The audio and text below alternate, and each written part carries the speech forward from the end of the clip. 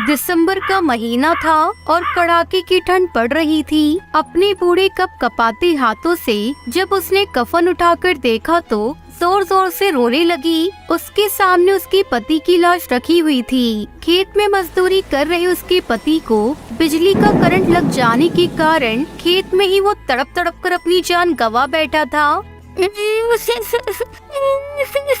हे भगवान, ये तूने हम गरीबों के साथ कैसा अन्याय किया है। तुझे हमारी तकलीफ दिखाई नहीं देती है क्या, जो तूने ऊपर से इतना बड़ा दुख भी दे दिया। अब मैं अपनी बेटी को अकेले कैसे पालूंगी। टूनी चिड़िया की एक बेटी थी जिसका नाम टुनटुनी था और सहारे के नाम पर टूनी चिड़िया के पास एक गाय थी जिसका नाम गायू था। टूनी चिड़िया गायू का दूध बेचकर अपना और अपनी बेटी टुनटुनी का गुजारा किसी तरह से चला पा रही थी। एक दिन टूनी चिड़िया के पास साहूकार का वसूली भाई आया।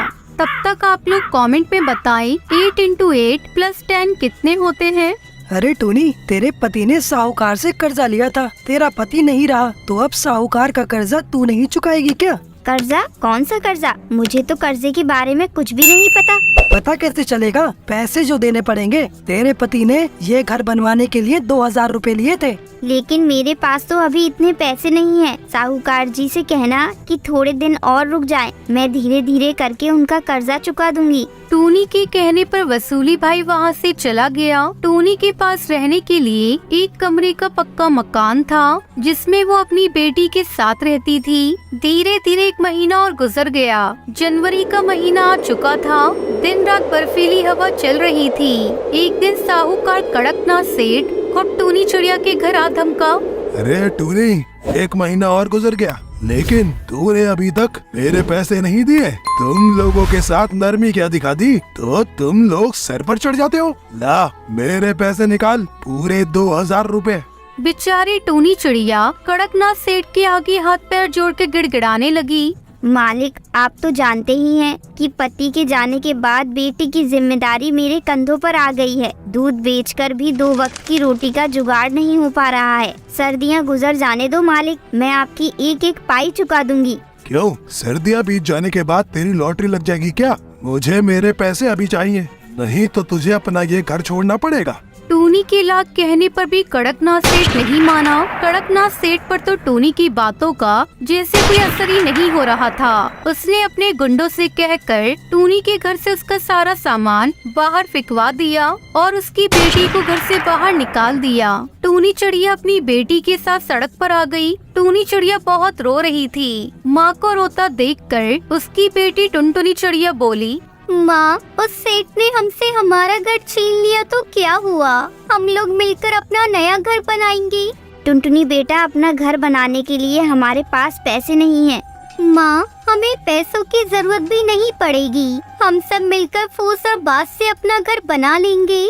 ठीक है टुनटुनी बेटा, अब कुछ न कुछ तो करना ही पड़ेगा ना। टूनी चिड़िया और टुनटुनी चिड़िया मिलकर पूरे जंगल में घूम घूम कर फूस और बांस इकट्ठा करने लगते हैं। जब उनके पास काफी सारे फूस टूटे पास टूटी फूटी लकड़ियाँ इकट्ठा हो गई तो नदी किनारे उन्होंने अपने लिए घर बनाना शुरू कर दिया। कुछ देर की मेहनत के बाद उनका फूस का घर तैयार हो गया था। दोनों उस घर में रहने के लिए चले गए और अपनी गाय गायू को अपनी फूस की टूटी फूटी झोपड़ी के बाहर बांध दिया। रात में खाना खाकर जब दोनों सोने लगी तो उन्हें बहुत तेज ठंड लगनी शुरू हो गई। माँ, हमारी झोपड़ी में तो बहुत ज्यादा ठंड है। बाहर की ठंडी हवा झोपड़ी के अंदर ही आ रही है। मुझे ऐसा लग रहा है कि ठंड के मारे मेरी जान ही चली जाएगी। दरअसल फूस की झोपड़ी होने के कारण झोपड़ी में जगह जगह पर छेद थे जिससे होकर बर्फीली हवा झोपड़ी के अंदर आ रही थी। तभी टुनटुनी चिड़िया ने टूनी से कहा, माँ, बस आज रात की बात है, कल इस ठंड का भी कुछ इंतजाम करेंगी। किसी तरह से दोनों ने रात गुजारी। अगली सुबह, माँ, हमारी गायू जो गोबर देती है ना, वो हमारे बड़े काम का है। उस गोबर से हम अपनी फूस की झोपड़ी को चारों तरफ से ढक देंगे और हम अपने घर को गोबर का घर बना देंगे जिससे बर्फीली हवा हमारे घर के अंदर नहीं आएगी। अब टुनटुनी चिड़िया ने अपनी गाय की गोबर को इकट्ठा करना शुरू किया। उसने गोबर में थोड़ी सी मिट्टी और थोड़ा पानी मिलाकर उसका गाढ़ा घोल तैयार कर लिया और अपने नन्हे हाथों से अपने फूस के गोबर से बना लेप लगाने लगी। टुनटुनी चिड़िया के इस काम में टूनी चिड़िया भी उसकी मदद करने लगी। शाम तक उन दोनों ने लेप लगाकर घर तैयार कर लिया था और इस तरह टूनी चिड़िया का गोबर का घर बनकर तैयार था। वो दोनों अपने गोबर के घर को देखकर बहुत खुश थे। बेटा, गोबर का लेप लगाने के बाद अब हमारा घर कितना गर्म हो गया है ना। अब घर के अंदर ठंडी हवा भी नहीं आ रही। ये सब तेरे दिमाग का कमाल है। नहीं माँ, ये सब हमारी गायों के कारण हो सका है। अगर गायों हमारे साथ नहीं होती तो शायद मैं गोबर का घर बनाने के बारे में नहीं सोच पाती। गायों के गोबर के कारण ही हम सब गोबर के घर में रह रहे हैं। हाँ टुनटुनी बेटा, हमारा गोबर का घर पूरे जंगल में सबसे अलग है। किसी ने नहीं सोचा होगा कि जिस गोबर से उपले बनाते हैं उसी गोबर से हम घर भी बना सकते हैं, और वो भी बिना पैसे खर्च किए। धीरे धीरे टूनी चिड़िया के गोबर के घर की चर्चा पूरे जंगल में होने लगी। इस तरह दोनों माँ बेटी खुशी खुशी अपना जीवन उस घर में बिताने लगती है। टुनटुनी चिड़िया अपने पति बंटी कबूतर और एक बेटी लूसी कबूतरी के साथ एक गांव में रहती थी। टुनटुनी का पति मजदूरी का काम किया करता था। वो लोग बहुत ही गरीबी की हालत में रहते थे। बहुत मुश्किल से 2 वक्त का खाना मिल पाता था। बंटी की माँ भी काफी बूढ़ी और बीमार थी। उनकी जिंदगी इसी तरह चल रही थी कि अचानक एक दिन बंटी कबूतर को काफी तेज बुखार आता है और सही इलाज न मिल पाने के कारण उसकी मृत्यु हो जाती है। टुनटुनी के पति का एक छोटा भाई कालू कौवा भी था, जो बहुत चालाक किस्म का कौवा था। भाई की मृत्यु के बाद वो थोड़े दिन उसके परिवार और माँ की सेवा का नाटक करता है। कालू अपनी माँ से कहता है, देखो माँ, भाई की तो अब मृत्यु हो चुकी है। भाभी तो जाकर खेतों में काम करेंगी नहीं, सो मुझे ही सब देखना पड़ेगा। इन कागजों पर अंगूठा लगा दो। बाकी भाभी और बच्चों की चिंता मत करो, उनका सारा खर्च मैं उठा लूंगा। बूढ़ी माँ कालू की बातों में आकर अंगूठा लगा देती है, पर कालू बहुत मक्कार निकलता है।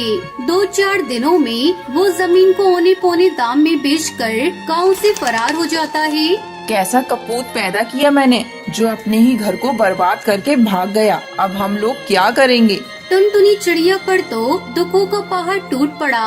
वो सोचने लगती है, मैंने तो आज तक कोई काम नहीं किया, कभी घर से बाहर नहीं निकली। अपनी बच्ची और अपनी बूढ़ी सास का कैसे ख्याल रखूंगी। भगवान ने हमारे साथ बहुत अन्याय किया। घर का एकमात्र सहारा हमसे छीन लिया। कुछ दिन बीतने के बाद खाने पीने का जो थोड़ा बहुत सामान था वो सब खत्म हो गया। अब तो न घर में राशन था और न ही पैसे बचे थे। टुनटुनी अपनी सास से कहती है, माँ जी, जो भी पैसे जुड़े हुए थे वो सब खत्म हो गए हैं। कुछ दिन तो कट गए, पर अब आगे का कुछ सोचना पड़ेगा। अब बस केवल थोड़े से दाल और चावल ही बचे हैं। आज का ही खाना बन पाएगा। कल से मुझे कुछ काम ढूंढने जाना पड़ेगा। मैं बहुत चिंतित हूँ कि तुम लोगों को अकेला छोड़कर मैं काम पर कैसे जाऊँ। बहू, तू चिंता बिल्कुल ना कर। तू तो भगवान की इतनी पूजा करती है, वो जरूर तेरी मदद करेंगे। अब अपनी बेटी और सास को खाना खिला देने के बाद केवल थोड़ा सा ही खाना उसके लिए बचा। टुनटुनी जैसे ही खाना खाने के लिए बैठी, तभी बाहर से आवाज आती है, क्या कोई इस घर पर है? इस भूखे तोते को भी खाना खिला दो।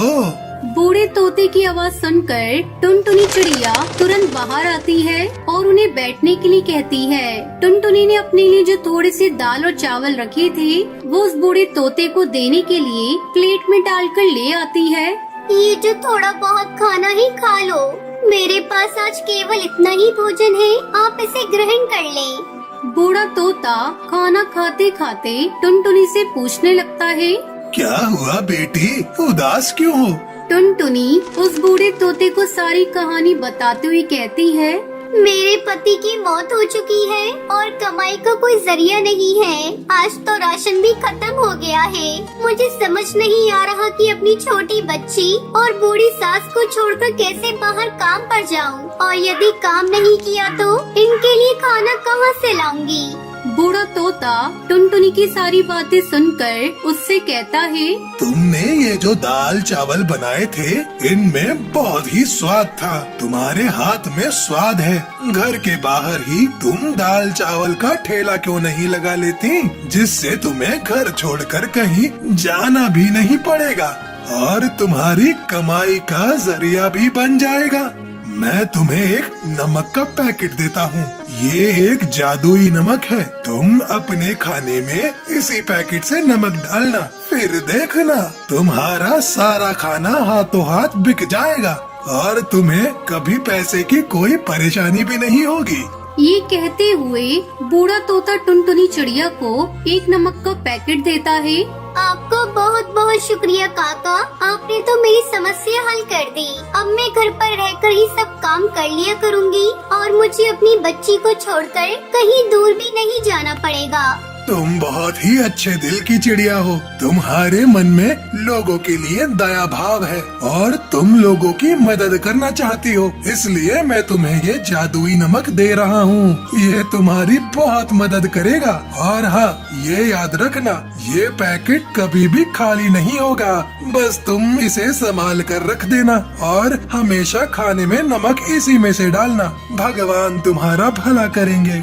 ये कहते हुए वो बूढ़ा तोता वहाँ से चला जाता है। टुनटुनी अगले ही दिन भगवान का नाम लेकर खाना बनाने का काम शुरू करती है। पहले दिन वो दाल चावल ही बनाती है और उसमें वही जादुई नमक डालती है। पहले ही दिन कुछ पक्षी टुनटुनी से दाल चावल खरीद कर खाते हैं, तो उसके दाल चावल के स्वाद से वो पक्षी बहुत खुश होते हैं। वाह बहन, क्या बात है। ये दाल चावल तो बहुत ही स्वादिष्ट है। हम भी रोज घर में दाल चावल बनाते हैं, परंतु ऐसा स्वाद तो कभी भी नहीं आया।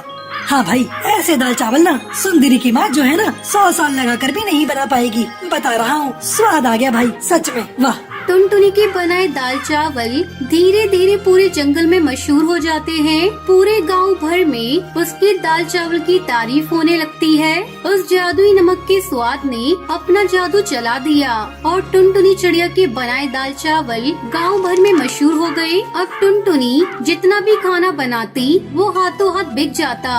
टुनटुनी की अच्छी खासी कमाई होने लगी। एक दिन टुनटुनी चिड़िया अपनी सास से कहती है, माँ जी, हमारे बनाए दाल चावल पूरे गांव भर में सबको पसंद आ रहे हैं और रोजाना ग्राहक बढ़ते ही जा रहे हैं। अब हमारे घर में पैसे की कोई कमी नहीं है। मैं सोच रही हूँ क्यों न मैं अपने साथ काम करने के लिए एक नौकर को रख लूँ और हम दाल चावल के साथ साथ सब्जी और रोटी भी बनाकर बेचेंगे, जिससे हमारी कमाई और बढ़ेगी।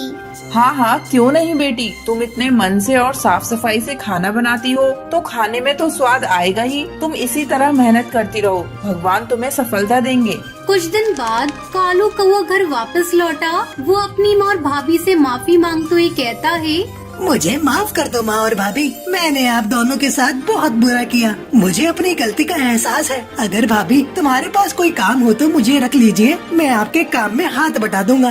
टुनटुनी चिड़िया बहुत सोचकर बोली, ठीक है, मैं तुम्हें एक और मौका दे देती हूँ।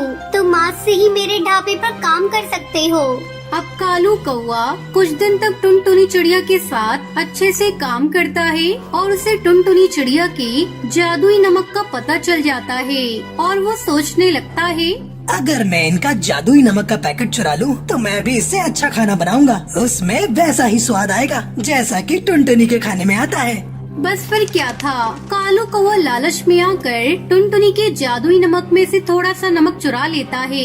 टुनटुनी की बेटी ये सब देख लेती है। वहीं दूसरी ओर कालू कौवा टुनटुनी के चुराए हुए नमक से खाना बनाकर अपना ठेला लगाता है और सभी पक्षियों से कहता है, आइए आइए और कालू के ठेले पर आकर स्वादिष्ट खाना खाइए। कुछ पक्षी कालू के ठेले पर खाना खाने आते भी हैं, पर जैसे ही वो पक्षी खाना मुंह में डालते हैं उसे थूकने लगते हैं। थू थू थू थू थू है, इतना बेस्वाद और गंदा खाना। इसमें तुमने मसाले डाले हैं या जहर डाला है भाई? है, थू थू थू थू। हमारे सारे पैसे बर्बाद कर दिए हैं। ये खाना तो कोई जानवर भी नहीं खाएगा। लाओ हमारे पैसे वापस करो। सभी पक्षी कालू को भला बुरा कहने लगते हैं और अपने पैसे वापस लेकर वहाँ से चले जाते हैं। वो बहुत दुखी होता है कि उसने तो पैसे उधार लेकर बहुत सारा खाना बना लिया था, परंतु सारा खाना बर्बाद हो गया, जिससे उसका बहुत बड़ा नुकसान हुआ। अगले दिन कालू रोते हुए टुनटुनी से माफी मांगने जाता है। उसे समझ में आ गया था कि एक भली चिड़िया के साथ बुरा करने और चोरी करने का अंजाम उसे मिल गया है। कालू कौवे को अपनी गलती समझ आ जाती है और उसके बाद से वो ईमानदारी के साथ टुनटुनी चिड़िया के यहाँ काम करने लगता है।